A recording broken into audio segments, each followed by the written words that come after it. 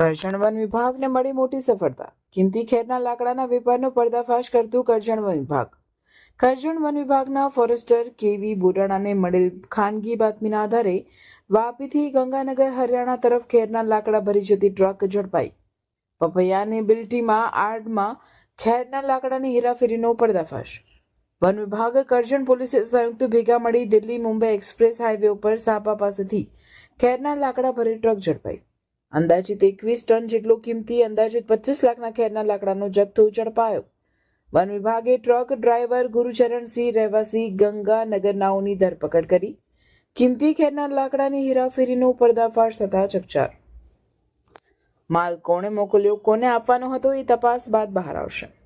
પકડાયેલ ખેરના લાકડાના જથ્થાને Naswadi normal range ખાતે મોકલવામાં આવશે.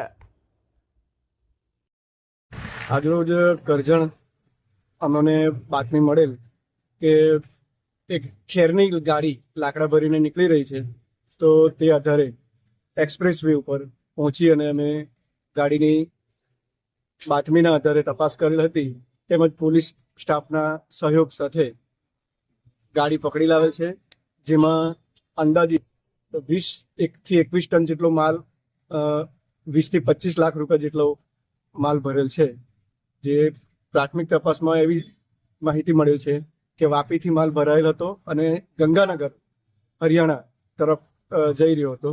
અને શરૂઆતમાં તે વ્યક્તિને પૂછતા એણે જણાવેલું કે અમે નાસિકથી પપૈયા ભરીને નીકળેલ છે, તે આ મુજબનું હતું. ને તપાસ કરતા ખબર પડી કે ખેરના લાકડાનો માલ ભરેલો છે. એમાં સાહેબ, આ કિંમતી લાકડા પર પ્રતિબંધ હોવા છતાં જે કરજણ ફોરેસ્ટ વિભાગને જે મોટી સફળતા મળી છે, શું કહેશો સાહેબ? ખૂબ ગર્વની લાગણી અનુભવીએ છીએ અને આગળ ઉત્તરોત્તર આવા જ કામો કરતા રહીશું. સાહેબ, અત્યારે હવે હાલની અંદર ત્યાં ધરપકડ કરવામાં આવી છે, ડ્રાઈવરની ધરપકડ કરવામાં આવી છે ખેરના લાકડાની, તો આગળની શું કાર્યવાહી છે હવે? અમારા નસવાડી રેન્જનો સ્ટાફ અને નસવાડી રેન્જના મહેરબાન એસીએફ સાહેબને જાણ કરતા ત્યાંથી સ્ટાફ નીકળી ગયો છે. આ ગાડીનો કબજો નસવાડી રેન્જને સોંપવામાં આવશે, જેની આગળની તજવીજ મહેરબાન એસીએફ સાહેબ અને મહેરબાન આરએફઓ સાહેબ નસવાડી કરશે.